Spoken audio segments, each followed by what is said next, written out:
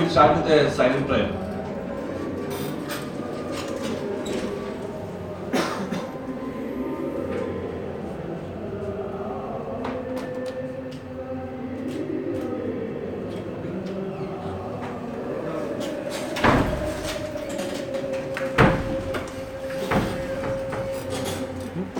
Now we'll start the program with a welcome speech by our Administrative Officer, Serena Madam. Please, Madam.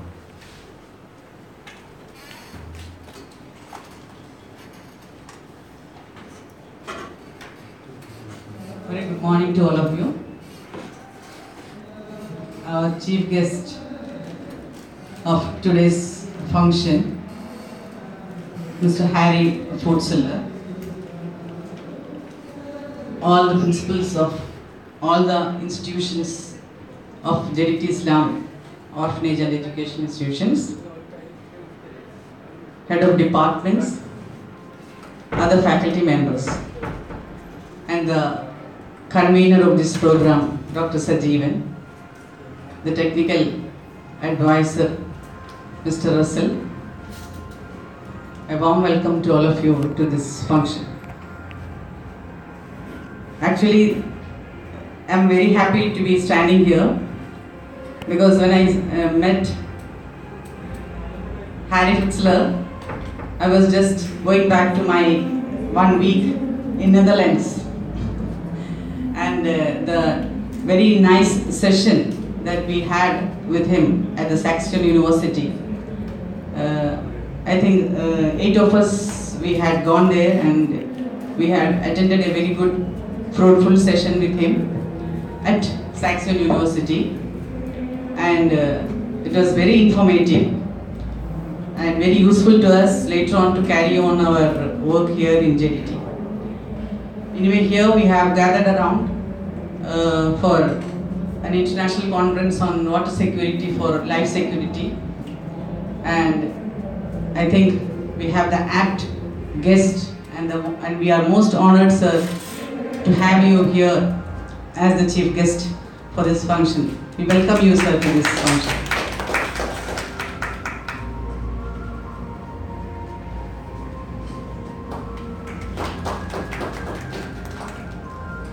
Thank you, sir. And all the technical side or the technical explanations will be later on. You will be getting through other people like Russell and Shabana Mansoor. In one word, I would like to welcome you as we are already late to start the session. I welcome all of you very warm-heartedly to this function. Thank you very much.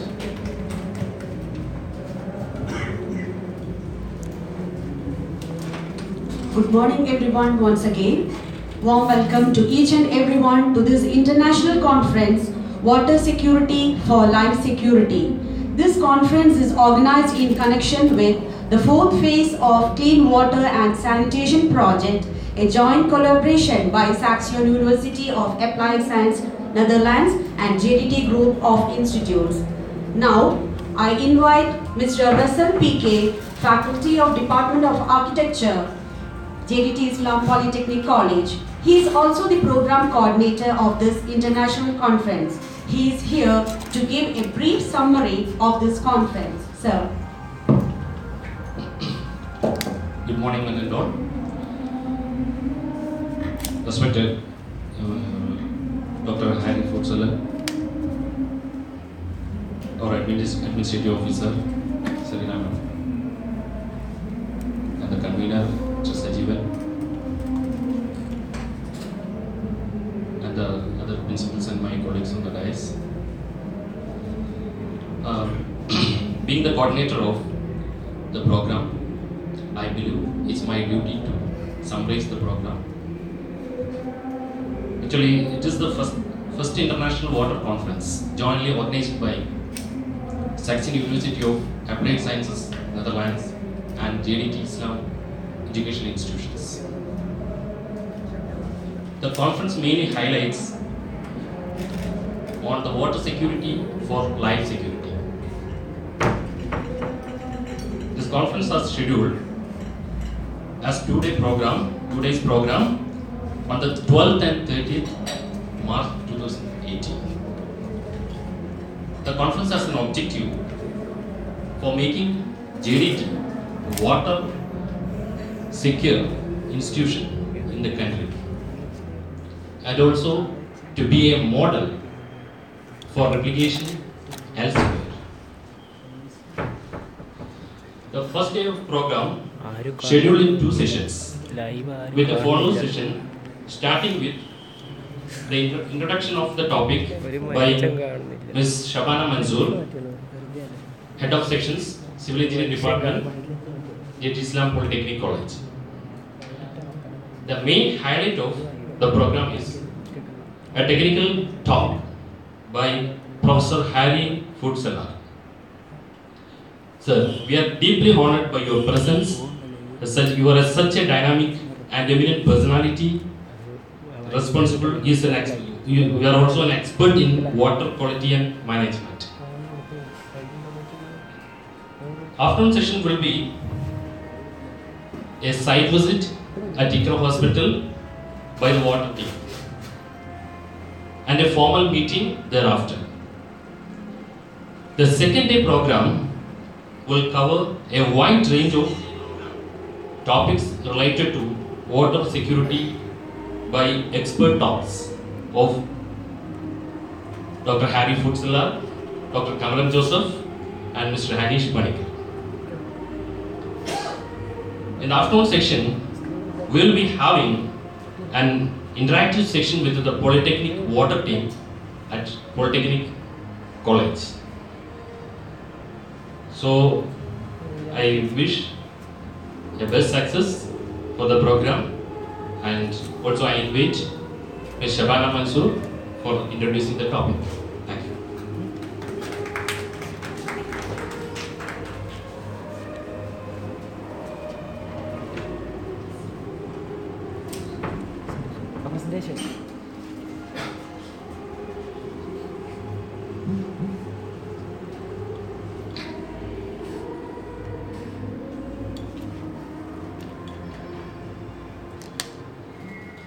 Honorable Chief Guest, Dr. Harry Futsalar, and all the dignitaries on the dais.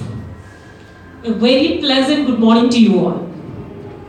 It's an honor and a privilege to be here, to be a part of this international conference on water security for life security. Well, I would like to introduce again myself. I am Shabana Manzoor, the Head of Department of Civil Engineering, JDT Islam Polytechnic College. I will be just giving an introduction on the topic of water security for life security.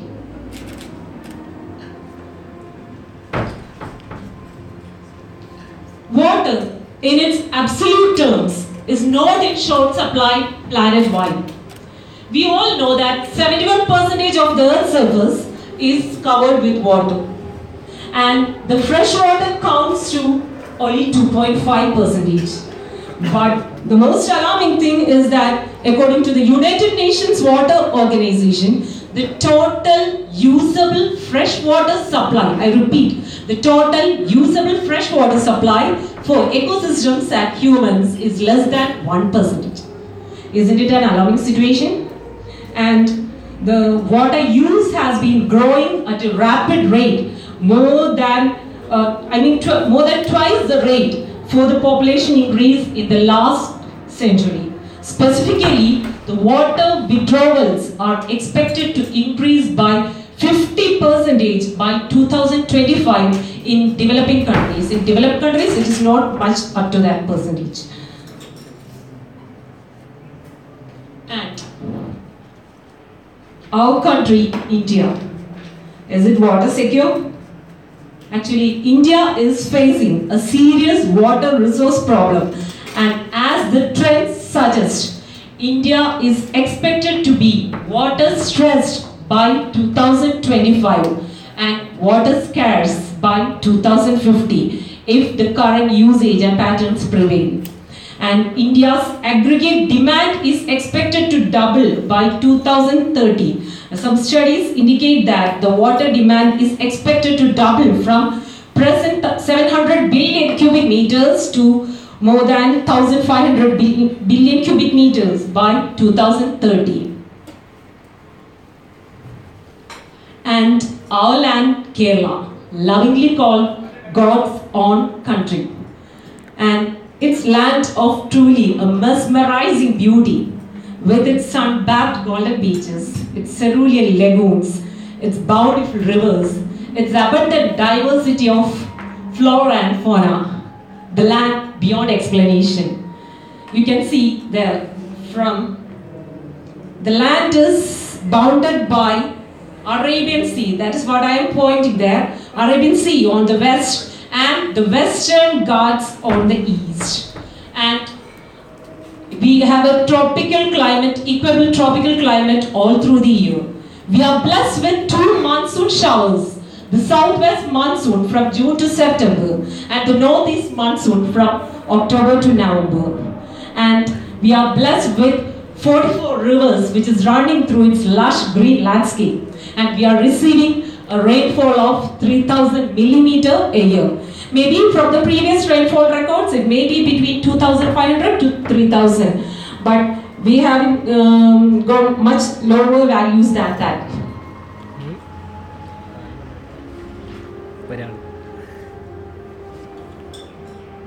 And what is the present scenario?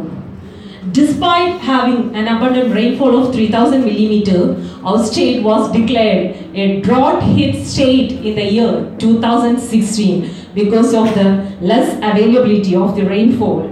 And recent studies have projected a gap of 1,268 billion liters between the water supply and demand by 2021. That is, we are facing a threat of water scarcity by 2021. And the water situation is marked by contrast. We say that we have abundant water resources in the form of 2 monsoon showers and rainfalls and the rivers and all the freshwater bodies, but we are water stressed with the lowest per capita. Just point out to the forces, lowest per capita share of the freshwater resources, mainly because of the high population density of the state. And we also have another threatening situation, that is a high level of bacteriological and chemical contamination of the drinking water. Some samples collected near the coastal wells near the coastal belts have found high chloride content in the wells near the coastal belt, and fluoride content is above the permissible limit in the midland region. We have a topography of a highland, a midland and a coastal region.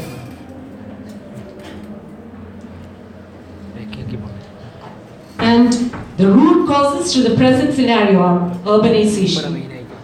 And almost all the freshwater bodies are now being used up rather than its capacity in building up high, tall skyscrapers. And another reason is the high density of wells and high dependence on the groundwater. We, the Keralites, are depending mostly on the groundwater through the open wells. I just want to point out that red portion mark, more than 60% of the Keralites are depending on this open wells for their drinking needs, and only 30% is, that is shown by the green part, is depending on the pipeline supplies, and rest for tube wells and other resources. Another reason is wetland filling. It is again in connection with this urbanization. We Keralians had a basic agrarian rule. We depended mostly on the agriculture, on paddy cultivation. We had vast, endless areas of paddy cultivation. Now all are being filled up for residential and industrial structures, and which in turn reduces the recharging of the groundwater. Another alarming situation is sand quarrying. Even quarrying from the riversides are going out in an unauthorized and indiscriminate manner, which has rapidly affected the river flow of the rivers. Watersheds had gone by 1 meter in the last 2 decades. Many of the rivers are facing a situation of a dead knell. And the reason is degradation of the water resources. Even the picture itself is self-explanatory, I think. because almost all the sewages or their effluents are being dumped into our water bodies without any proper treatment measures. There may be exceptions in the case, but it's a general scenario.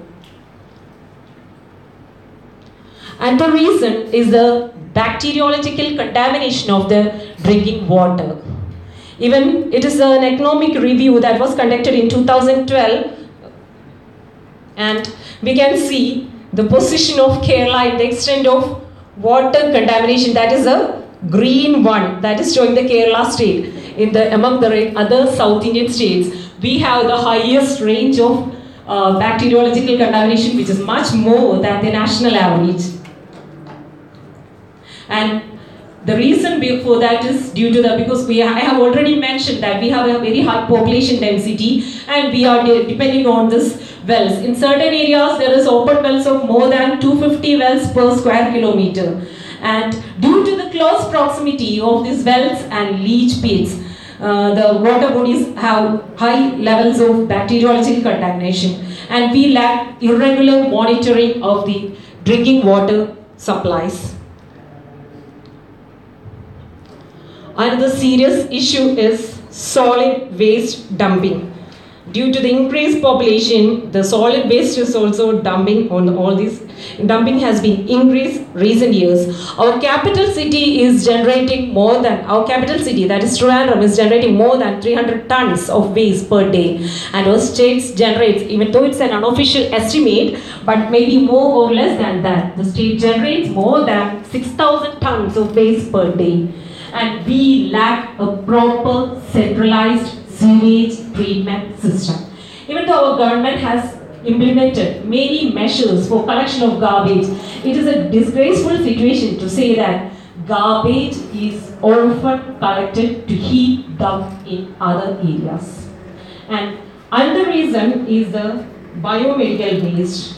Even though it comprises only a small segment of the total municipal waste, it needs special handling and treatment due to its high toxic contents. Even in the Kozhikode, with more than 60 hospitals, even though many hospitals have proper sewage treatment systems, but we still lack a proper management in the disposal of this biomedical waste. And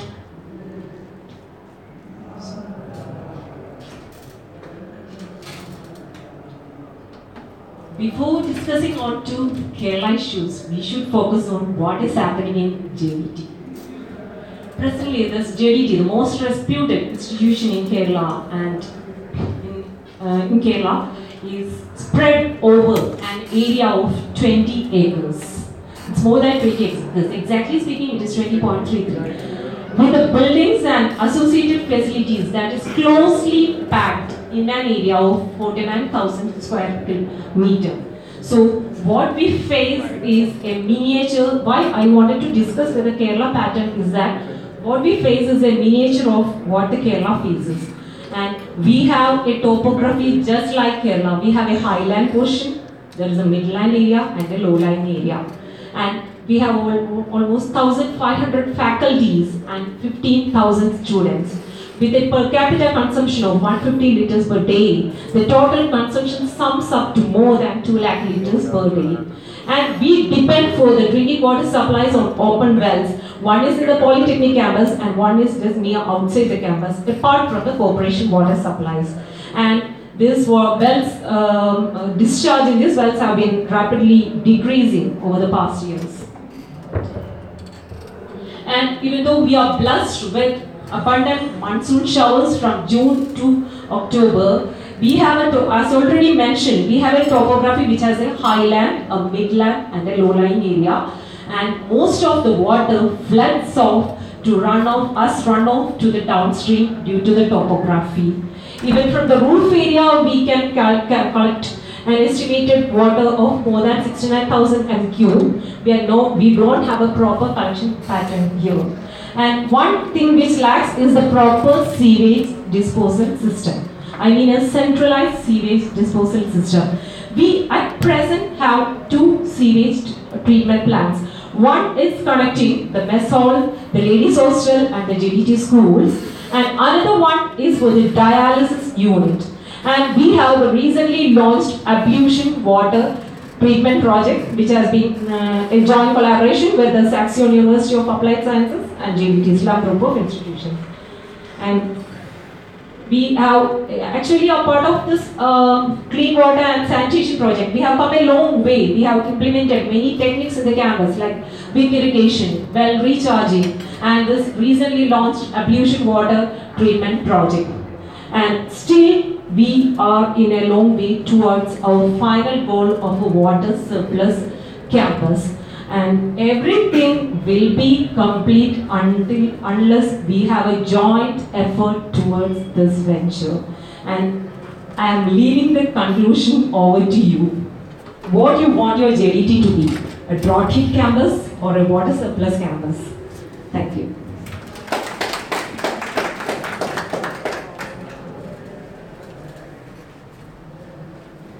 Thank you, ma'am, for your vibrant and stunning introduction. And everyone, I think everyone is energized here regarding your suggestions like biomedical waste and the other waste and the happenings of JDT. Everything is being discussed here. Now, I heartily welcome the most awaited guest of the day, Professor Harry Voetselaar, delegate from Netherlands, who is an expert in the field of wastewater management. He has his MSc graduation in mechanical engineering and PhD graduation in chemical engineering.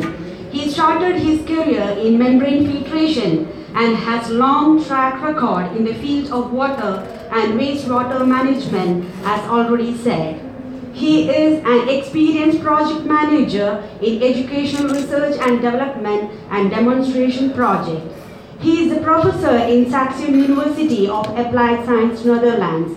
Let us give a warm welcome to Professor Harry Voetselaar to share his valuable suggestion to make JDT a water-secure institution in the country and a model for replication elsewhere. Sir, please give your valuable words.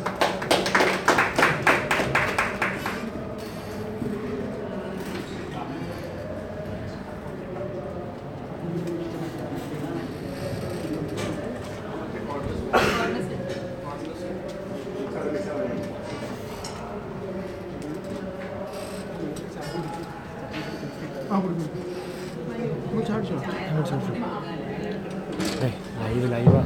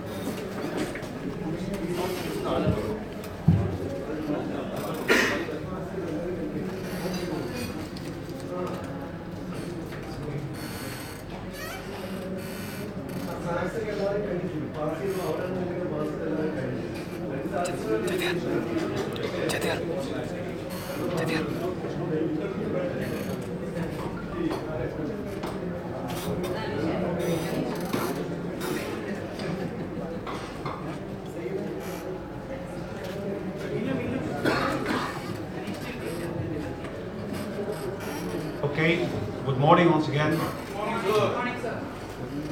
Thank you for inviting me. I'm really honored in a morning session, in this session, to give today and tomorrow 2 presentations.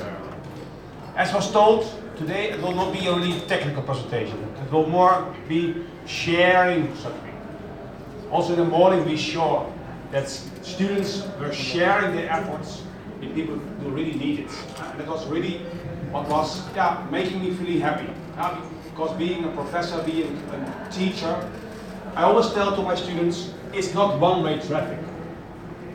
The only advantage that I have a little bit more experience than you. But I'm a student too.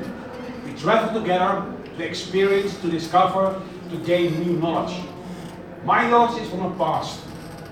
Your knowledge will be our future knowledge. And together we will hopefully solve problems.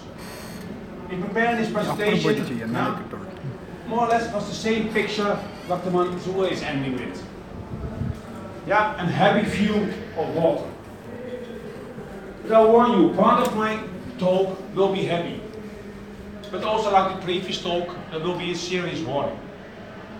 I focused on India, but not only India. Many countries, you know, are suffering the same. Even Holland. Some of you were there. We call it a water country. But even in Holland, we have to look to the future. Also, we will become water stressed if we don't change our attitudes. And I think that's the main message of my talk today. Attitude. Awareness. Okay, I said we were starting happy. Children enjoying water. Playing with it. Here, I'm in Holland. That's what I like to see. People being happy with water. Sometimes, when the sewer system is not capable of catching all the rain, it's also happening in Holland. Then also you can enjoy it. Of course, the same you see in countries like India and China. Sometimes the rains are so heavy that streets start to flood. You can make use of it. Yeah? You can enjoy it.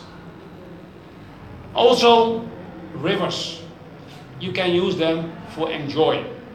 To swim, to cool down, to sit next to it, to enjoy seeing others enjoying it, sailing boats. The same river also give this. Of course, give the opportunities to wash your clothes. That's quite common over here. But unfortunately, people are also misusing water. Really misusing it. And this, basically I can stop over here. Because somewhere went wrong over here. Not over here. But what's happening behind this wall? Yeah? It's a wall. It's a wall between water as common source, and I have basically no words for this. Because it's not only using for washing, also this guy, he's cooling down his cow. Okay, I can understand him. It's his property. But what also was told in the previous talk, bacteria and viruses are the big killers of water. You don't see them today, you don't taste them. If you taste salt water, okay, you don't use it. If you see brown water, probably you will not drink it. Unless it's Coca-Cola maybe.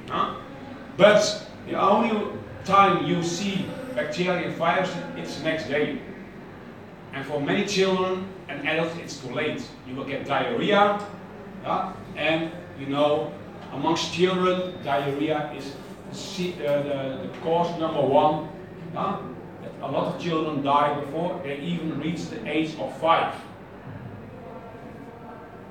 Yeah, because in the same river, maybe 10 meters, 100 meters, 1 kilometer further, they think, okay, it's safe water. Okay, maybe it's a little bit dark, a little bit sandy, but they don't taste bacteria, they don't taste viruses. It's being used for drinking water. Women and young girls spending hours per day to get water. Believing that this water is clean and safe. They carry it back to their homes, feeding their babies, preparing meals for their husbands. Spending hours, 5-6 hours on average per day. They are not capable to work. Young girls are not able to attend school. What is their future? Also this little girl filling bottles of water. Okay, this is a picture I found on the internet. It's saying more or less the same message as in the previous talk, that many parts of India are really suffering water stress. Although a lot of water available around India, although a lot of water is falling in the period, let's say, between April and June, with the moussons. Unfortunately, you are not yet capable to harvest this water. If you are able to harvest this water in some way, even with 1.3 billion people living over there, okay, maybe you are not water neutral, but at least, the predicted water stress for 2030 or later, at least it can be a little bit diminished. Or also, groundwater is a very important source. At this moment, maybe you cannot see it, the levels are at maybe between 3, 4, 5 meters. But you are depleting the aquifers. You are not recharging it enough. For instance, in the Middle East, in countries like Oman and Saudi Arabia, the groundwater level has been going down to 30, 100 or maybe 300 meters. So very old water, with a history of 10,000 of years, it's being only used for once and then it's being spoiled. So in some way we have to start to reuse the water. And of course, we're already reusing our waters for maybe millions of years, because water is never ending. However, the quality and the quantity of water at the right place, that is going to be the big problem. And that's once again awareness. Because many times people say, why? There's enough water. Why should I save water? Nature is smart. Why should I clean water? Water has been cleaned for decades, for ages, for centuries. Nature is smart. Yes, nature is smart. But we are going to, till 2050, around 9 billion people are living over there.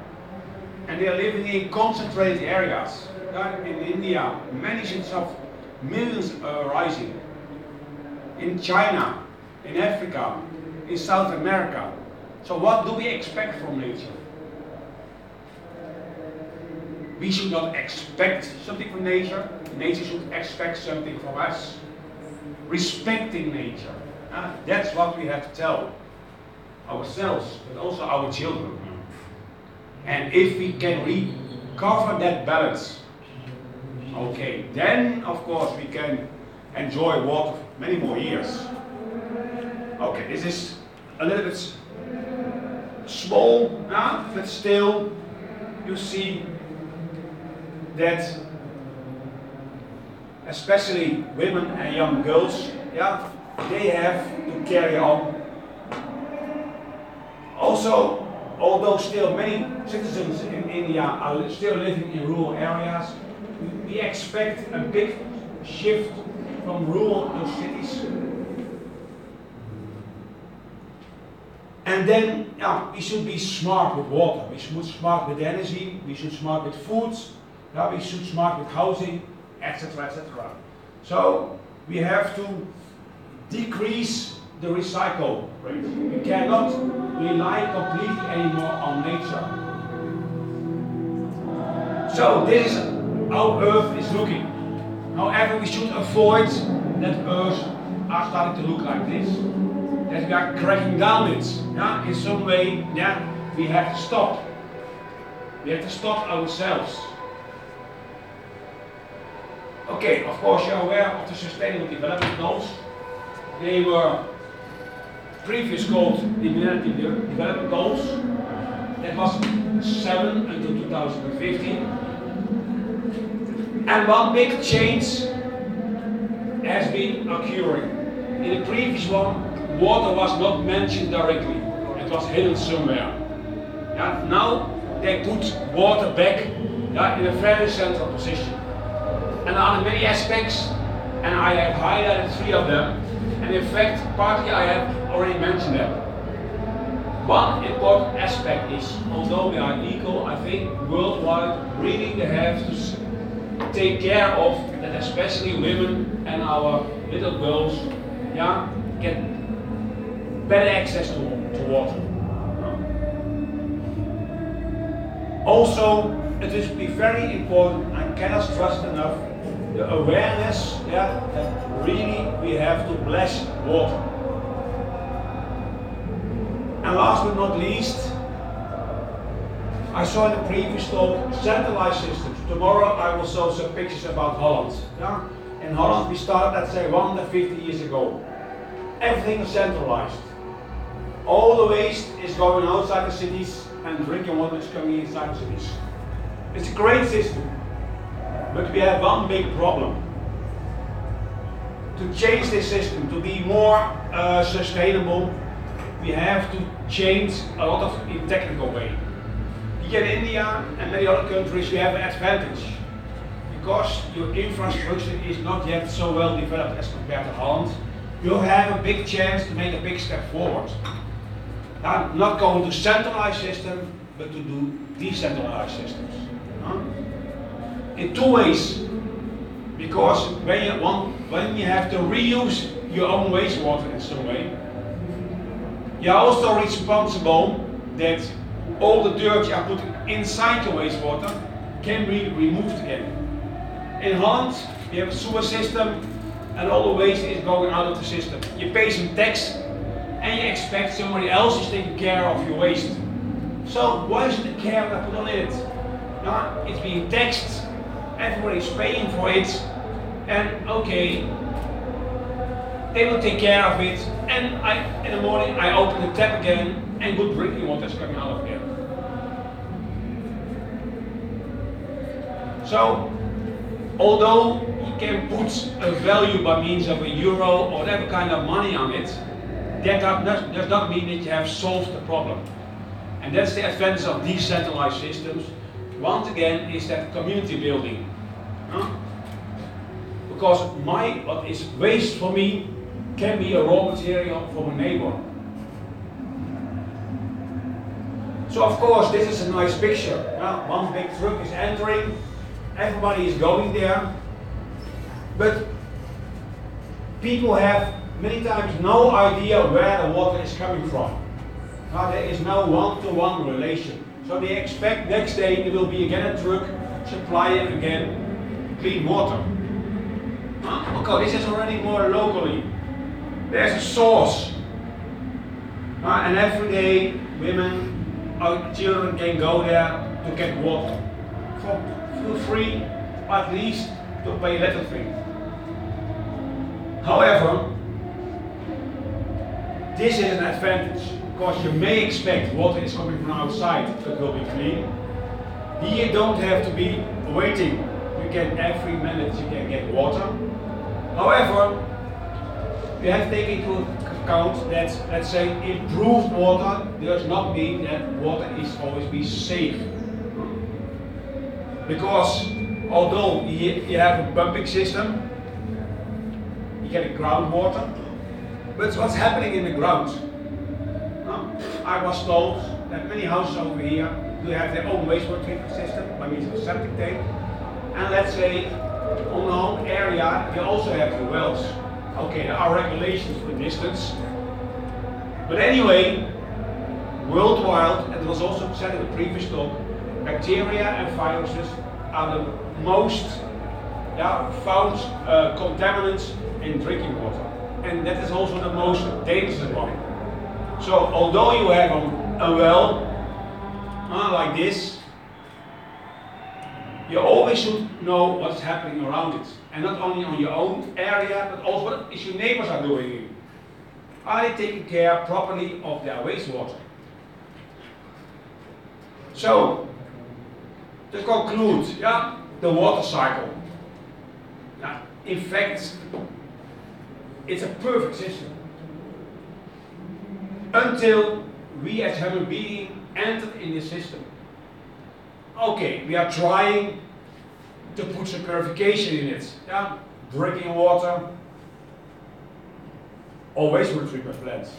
But still, many times, we are not able to maintain or to keep in the right quality. Nowadays, emerging contaminants like many medicines are taking over. Microplastics, nanoparticles, all kinds of resistant antibiotics.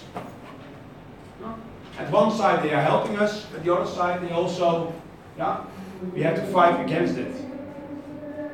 So for us very important that at schools, at primary school, maybe even at nursery schools, we start to educate our children that they really value the value of water. They have to look into nature. At school, on reality, they have to find out that life in water is necessary to keep water safe. They have to play with it. They have to experience it. But they always, and okay, when I was arriving here, everywhere I find plastic bottles. Okay, I understand. That is your way to save, or to guarantee that you are not drinking water. But a disadvantage of all the bottled water you can see over here. And it was also, okay, you know Nestlé, it's one of the biggest food companies of the world, probably also present over here. It was a formulation by the former chief executive. He said, water should be privatized. It's not alright. When I was reading it, I had to close my eyes and read it again. I said, why? Why a guy in such an important position can say this? Okay, when I was looking in literature, I found this, why he was telling this. Worldwide, more than 3,000, 4,000 different brands exist. And the biggest supplier of bottled water, okay, you know, is Nestlé. More than 60 or 70 brands worldwide. So Nestlé is making big money out of bottled water. Okay, and then I understand the previous slide. It's his business.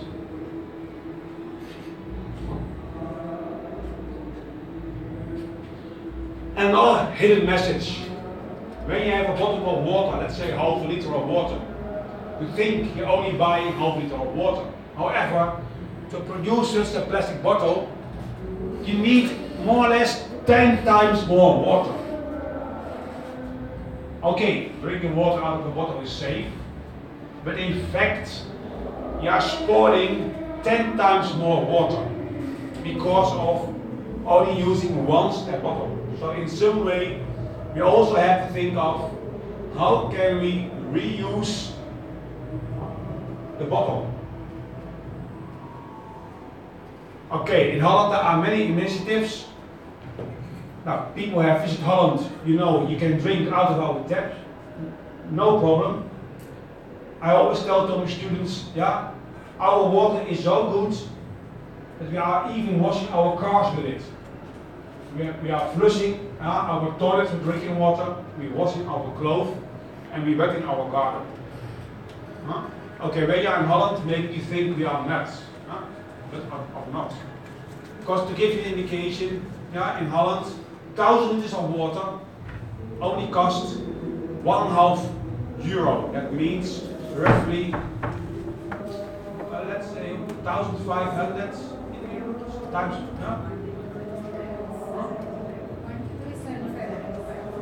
Yeah, so it's €1.50 means, let's say 100. Yeah. So it's brought 24 hours, 7 days a week. Day and night, no interruption. And the water is really safe. But there's a long history behind it. Now, people think it's from yesterday. No, we started more or less 150 years ago. So it's a long, long history.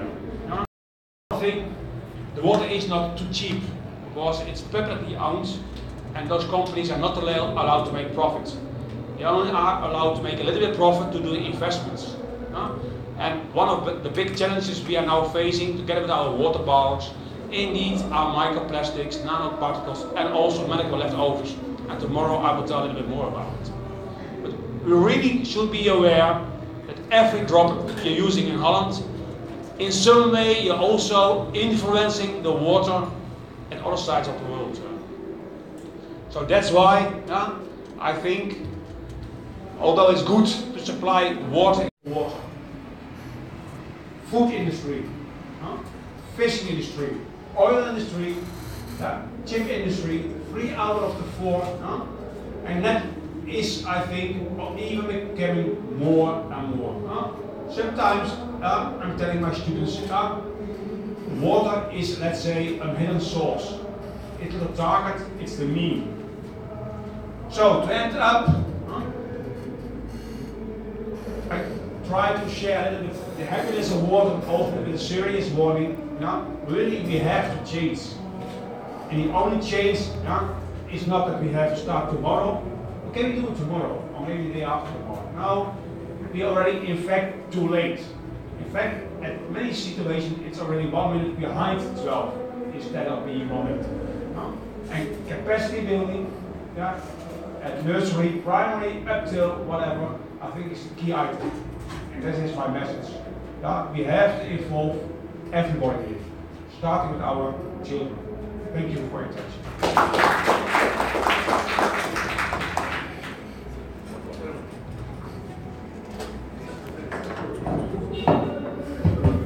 Now floor is open.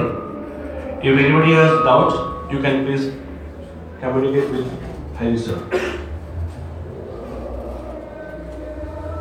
Be specific with questions.